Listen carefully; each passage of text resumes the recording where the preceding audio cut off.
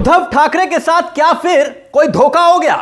कैसे एक नियम ने बीएमसी में उद्धव ठाकरे के गेम को खत्म कर दिया? उद्धव ठाकरे को नियम के जाल में देवेंद्र फडणवीस ने कैसे फंसा दिया? यानी कि बीएमसी का रण बहुत दिलचस्प मोड़ पर पहुंच चुका है, जहां बीएमसी चुनाव में ऑपरेशन लोटस तक की खबरें आ रही हैं। ऑपरेशन लोटस बीजेपी शिंदे के लिए खतरा की घंटी बजा रही है, यानी शिंदे अपनी पार्टी को बचा पाएंगे या नहीं, एक सवाल खड़ा हो रहा है। और दूसरी तरफ नियमों के जाल में उद्धव ठाकरे को फंसाकर पूरी तरह से गेम को पलटने की कोशिश। वो कहावत आपने सुनी होगी, जिसकी लाठी उसकी भैंस। अब देख भी लीजिए, इस कहावत को सच होते हुए भी देखिए बीएमसी के चुनाव में। क्योंकि खबर यह है कि महाराष्ट्र में फडणवीस सरकार ने अपना मेयर बनाने के लिए ऐसा तगड़ा गेम खेला कि एसटी वर्ग की मर्यादा को ही तार तार कर दिया। सरकार ने अचानक रातों रात एक ऐसे नियम को बदल दिया कि गेम उद्धव ठाकरे का ओवर करने की कोशिश की गई। सीधे बीजेपी और महायुति को सामने लाकर खड़ा कर दिया। पहले यह हेडलाइन देखिए और पूरे खेल क्या है वो समझाएंगे आपको। हेडलाइन क्या लिखी है? मुंबई समेत 15 नगर निगम में महिला महापौर होगी, उद्धव गुट का आरोप, बीएमसी के लिए नियम बदले, ओबीसी या एसटी का मेयर होना था। अगली हेडलाइन देखिए, मुंबई और ठाणे में कौन होगा मेयर, लॉटरी में हो गया क्लियर। एक और हेडलाइन, मुंबई पुणे समेत 9 निगमों में महिला तो 8 में ओबीसी मेयर। देखे पूरी लिस्ट। अब खबर क्या है वो समझिए। कैसे एक नियम ने बीएमसी में उद्धव ठाकरे के गेम को खत्म करने का काम किया। हुआ क्या? कैसे लॉटरी में एक वर्ग को सिर्फ और सिर्फ इस वजह से आरक्षण लिस्ट से हटा दिया गया क्योंकि उसके पार्षदों की संख्या कम थी। मामला यह है कि भाई महाराष्ट्र की जो देवेंद्र फडणवीस की सरकार है, महापालिका के चुनाव में आरक्षण की व्यवस्था लागू करने के लिए लॉटरी सिस्टम को सामने लेकर आई और इसमें कई जगहों पर अजब गजब फैसले हो गए।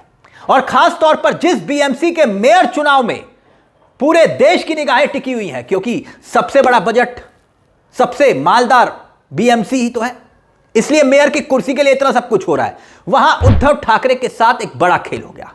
दरअसल बीएमसी चुनाव में बीजेपी और एकनाथ शिंदे वाली शिवसेना के पास कोई भी एसटी पार्षद नहीं था। ठीक, एसटी पार्षद। और ऐसे में तय किया गया कि लॉटरी सिस्टम से जो आरक्षण लिस्ट आएगी, अगर इसमें एसटी वर्ग की लॉटरी खुल गई तो बीजेपी और महायुति का खेल खत्म हो जाएगा और 65 सीटें जीतने वाले उद्धव ठाकरे की पार्टी फाइट में आ जाएगी। और बीएमसी के मेयर पद पर कहीं ऐसा ना हो कि उद्धव ठाकरे कब्जा कर ले। लेकिन हुआ क्या? महाराष्ट्र की फडणवीस सरकार लॉटरी सिस्टम के लिए रातों रात एक नियम लेकर आई, यानी नियम जो था उसे ही बदल दिया गया। और नियम में यह था कि जिस वर्ग के 3 से कम पार्षद होंगे उसको आरक्षण का लाभ नहीं मिलेगा। ऐसे में उद्धव ठाकरे गुट के पास एसटी के सिर्फ 2 पार्षद थे। 2 पार्षद, तो लॉटरी सिस्टम में उन्हें शामिल ही नहीं किया गया। यही पूरा खेल हो गया। अब ऐसे में सवाल यह कि क्या यह नियम देश में मौजूदा आरक्षण व्यवस्था के खिलाफ है या फिर नहीं है? क्या सरकार अपनी मनमानी से यह तय कर सकती है कि भाई किस वर्ग को कहां आरक्षण देना है और कैसे सरकार किसी को आरक्षण के लाभ से लिस्ट से ही बाहर कर सकती है? यह तमाम सवाल खड़े हो रहे हैं। यह मामला संवैधानिक जरूर है, लेकिन पहली नजर में यह साफ तौर पर दिखाई देता है कि सिर्फ इसी वजह से आरक्षण की लिस्ट से एसटी को बाहर कर दिया गया कैटेगरी से, क्योंकि बीएमसी पर अपना कब्जा करना था। 3 की बजाय 2 पार्षद थे, इसलिए इस पूरे खेल से बाहर ही कर दिया। कहा कि नहीं, आप बाहर ही बैठिए। कहीं ऐसा तो नहीं है कि उद्धव ठाकरे का मेयर ना हो जाए, यही खतरा बीजेपी को सता रहा था, इसलिए यह सब कुछ बड़ा खेल हुआ। हालांकि अब बीएमसी के मेयर में आरक्षण की जो लिस्ट सामने आई है, वो बीएमसी के आरक्षण की कैटेगरी में महिलाओं को मेयर पद मिलना तय है, यानी कि महिला को मेयर पद मिलेगा। यह लगभग तस्वीर खिंचती हुई दिखाई दे रही है। और जो तस्वीर सामने आई है, इस बार मुंबई नगर निगमों में के चुनाव में जो 121 महिला उम्मीदवारों ने जीत दर्ज की है, 121 और यह बीएमसी के इतिहास में पहली बार हुआ है, क्योंकि महिला पार्षदों की संख्या आंकड़े के मुताबिक 50% से ज्यादा है। और बीजेपी के पास 47 पार्षद हैं महिला पार्षद। शिवसेना उद्धव गुट के पास 34, शिवसेना एकनाथ शिंदे के पास 17 महिला पार्षद और कांग्रेस के पास 13 महिला पार्षद। 13।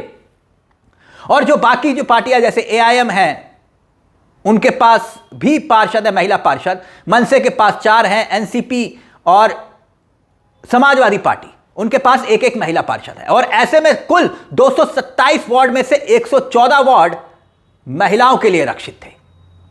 लेकिन आरक्षित सीटों के अलावा सामान्य सीटों पर भी जीत हासिल करने के कारण यह संख्या पहुंच जाती है 121। और ऐसे में बीजेपी का मकसद अब पूरा हो गया है, क्योंकि राह में अब सिर्फ एक रोड़ा है, और वो रोड़ा कोई और नहीं बल्कि एकनाथ शिंदे है।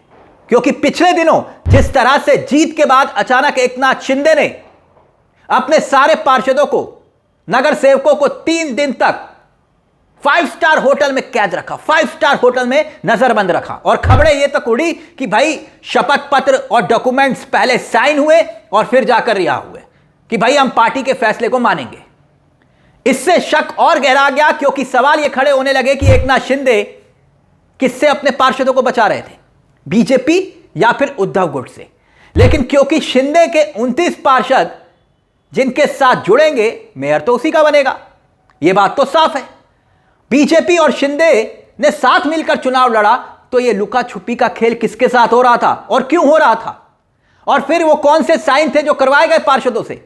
लेकिन आपको बता दें कि कल्याण डोबली यहां पर खेल खेला ना शिंदे ने, बीजेपी उसी के बाद से एक्टिव हो गई।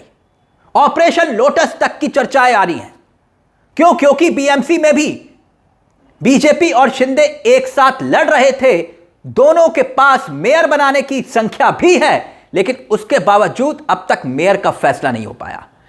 अब डर है बीजेपी को कि शिंदे गुट पलटी मारते हुए राज ठाकरे की जो मनसे के साथ हाथ मिलाया था, कहीं ऐसा ना हो कि बीएमसी के चुनाव में भी ऐसा करते, क्योंकि कल्याण डोबली में हो चुका है। और अब अगर ऐसा हुआ तो फिर बीजेपी ठन गोपाल ना रह जाए। और बीजेपी आप जानते हैं कि देवेंद्र फडणवीस मोदी और शाह के शिष्य हैं, इसलिए ऑपरेशन लोटस अंदर ही अंदर शुरू हो चुका है। क्योंकि मांग यही थी ना शिंदे की कि भाई 2.5 साल आपके और 2.5 साल हमारे, या फिर स्टैंडिंग कमेटी के चेयरमैनशिप की हमें गद्दी चाहिए। मगर बीजेपी इसके लिए बिल्कुल तैयार नहीं है। बीजेपी अपने हाथ में ही पूरी ताकत रखना चाहती है, क्योंकि बजट ही इतना बड़ा है। शिंदे साहब को यही बात चुभ रही है। कल्याण डोबली में तो खेल कर दिया, लेकिन वो ट्रेलर पिक्चर में तब्दील नहीं हो पाएगा। और इसीलिए देवेंद्र फडणवीस पूरी तैयारी कर चुके हैं कि अगर शिंदे ने पलटी मारी तो फिर शिंदे के अपने ही पार्षद टूट जाएंगे। 25 पार्षदों की जरूरत है बीजेपी को, 25 का आंकड़ा चाहिए। और ऐसे में शिंदे इधर से उधर अगर खेल करने की कोशिश करते हैं, तो बीजेपी भी उनके साथ वही करेगी जो शिंदे ने कभी उद्धव ठाकरे के साथ किया था। यानी ऑपरेशन लोटस चलेगा, और फिर उसके बाद ना तो मेयर की कुर्सी रहेगी, ना पार्षद रहेंगे, और ना ही डिप्टी सीएम की कुर्सी। ऐसे में शिंदे के बगावती तेवर को देखते हुए फडणवीस भी अब प्लान बी पर काम शुरू कर चुके हैं। और यह पूरा का पूरा प्लान बी के मुताबिक ही आरक्षण का खेल हुआ है, लॉटरी सिस्टम का खेल। यानी अभी पिक्चर बाकी है। महाराष्ट्र की सियासत में बहुत कुछ घटने वाला है, यह तय है। इस मुद्दे को लेकर आपकी क्या राय है, हमें कमेंट बॉक्स में जरूर बताइएगा। मुझे तिलक चावला को दीजिए इजाजत। एक छोटी सी दरख्वास्त, चैनल को सब्सक्राइब जरूर कर लीजिएगा। यह मंच आप ही का है जहां कलम गुलाम नहीं। नमस्कार, जय हिंद, जय भारत।